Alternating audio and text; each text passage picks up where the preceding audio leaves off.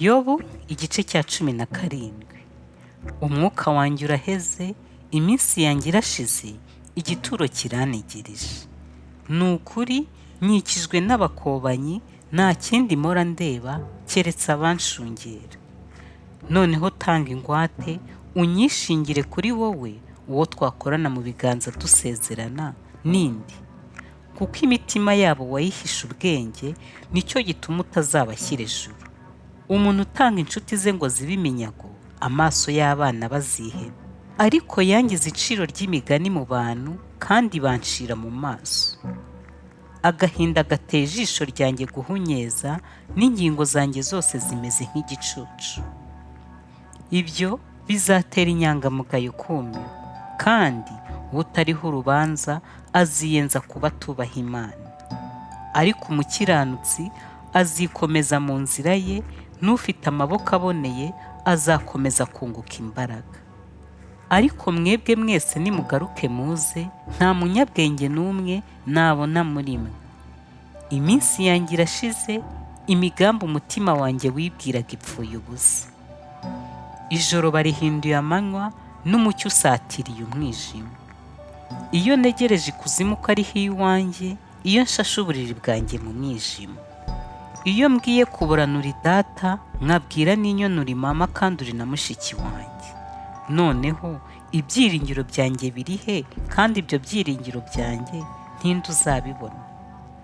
Bizamanuka bigere mu myugariro y'ikuzimu, ubwo nzaruhukanira nabyo mu mukungugu.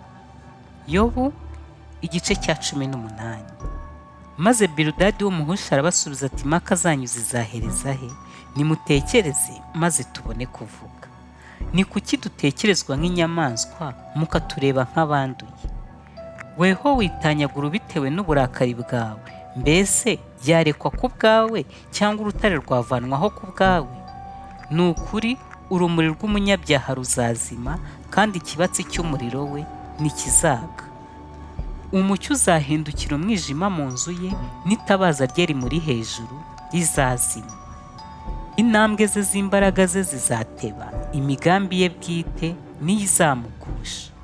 Erega ibirenge bye nibyo bimugusha mu ngoyi, agakandagira mu mitego. Umutego w'umushibuka uzamufata agatsinsino, igisambi kizamufata kimutsinde. Ubukira bwo kumufata buhishwe mu butaka, n'ubushya buri mu nzu ye. Ibiteye ubwoba bizamuturuka impande zose, bimurya isataburenge. Imbaraga ze zizamarwa n'inzara, kandi ibyago bizaba byubikiriye iruhande rwe.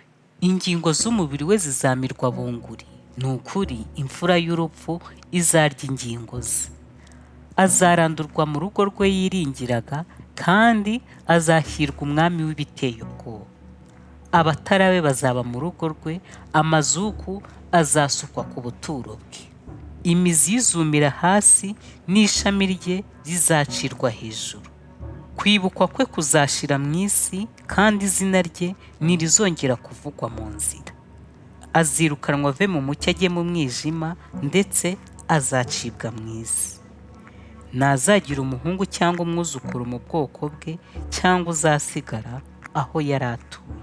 Abazaza nyuma ye bazatangarira umunsi we, nk'uko abamubanjirije bafashwe n'ubwoba. Ni ukuri aho nibwo buturo bw'ukiranirwa, kandi aho niho hantu h'utazi Imana.